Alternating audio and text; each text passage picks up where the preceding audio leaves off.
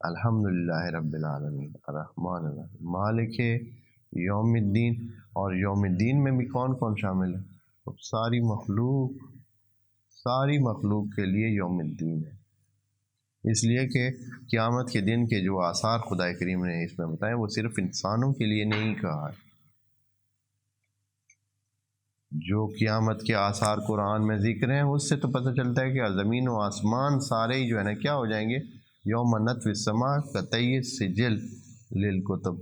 ہاں، ان کو بھی لپیٹ دیا جائے گا، یعنی آسمان و زمین و پتہ نہیں ہر چیز لپٹ جائے گی. یعنی ہماری تو سمجھ سے ہی بالاتر ہے یہ چیزیں کہ یہ کیا سلسلہ ہوگا.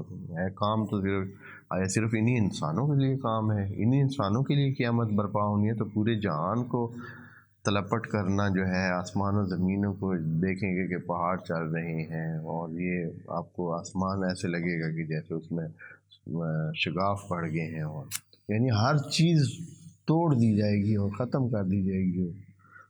جیسے قرآن میں ذکر ہے یہ باتیں، اس سے پتہ چلتا ہے کہ قیامت صرف انسانوں کے لیے نہیں ہے. پہلے انسانوں کے لیے قیامت تو اسی زمین میں ہی برپا ہو سکتی ہے، انسانوں کی حاضری تو ادھر بھی ہو سکتی ہے.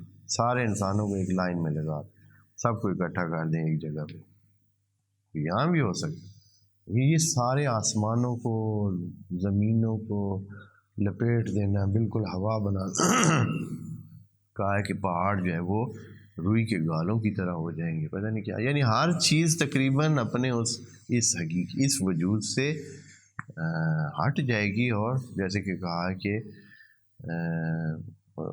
ترى الارض غیر الارض یوم یکون الارض غیر الارض، اس طرح کی آیت ہے ایک کہ آپ زمین کو کوئی اور زمین پائیں گے، یہ والی زمین آپ کو نہیں نظر آئے گی، زمین پوری کی پوری تبدیل ہو جائے گی. تو بس اس سے پتہ چلتا ہے کہ قیامت کوئی اور ہی چیز ہے، اور یہ کائناتی حقیقت ہے. ہم سمجھ رہے ہیں شاید، جیسے کہ اکثر ہمیں یوں لگتا ہے کہ یہ انسانوں کے لیے صرف برپا، تبھی تو ہم اتنے اس میں ہوتے ہیں.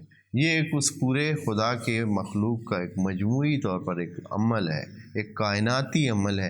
اور یہ جو خدا کریم نے ہمیں بتایا ہے صرف یہ ہے کہ اس کائناتی عمل میں جیسے کہ پیچھے سے جو کچھ ہو رہا ہے، یہ کائناتی عمل ہم ہر روز دیکھنی ہے. سارا جہان میں جو کچھ ہو رہا ہے، تبدیل ہو رہا ہے، یہ چیز اس طرح ہو رہی ہے، وہ چیز اس طرح ہو رہی ہے، پہلے اس طرح تھی پھر اس طرح بن گئی پھر اور بن گئی، پھر یہ کائناتی عمل ہو رہا ہے. انسانوں کا بھی ایک زندگی کا سٹیپ ہے، وہ پہلے مٹی میں ہوتے ہیں، مٹی کا حصہ ہوتے ہیں، پھر انسانوں میں آ جاتے ہیں، پھر انسانوں میں دوسرے انسانوں میں، اور پھر دوبارہ زندگی میں آ جاتے ہیں. اور زندگی میں ایکشن اور ری ایکشن یا عمل اور رد عمل کے طور پر بہت سارے کام ایک انسان کر جاتا ہے، اور پھر آخر میں مٹی کا حصہ بن جاتا ہے اس کا یہ وجود.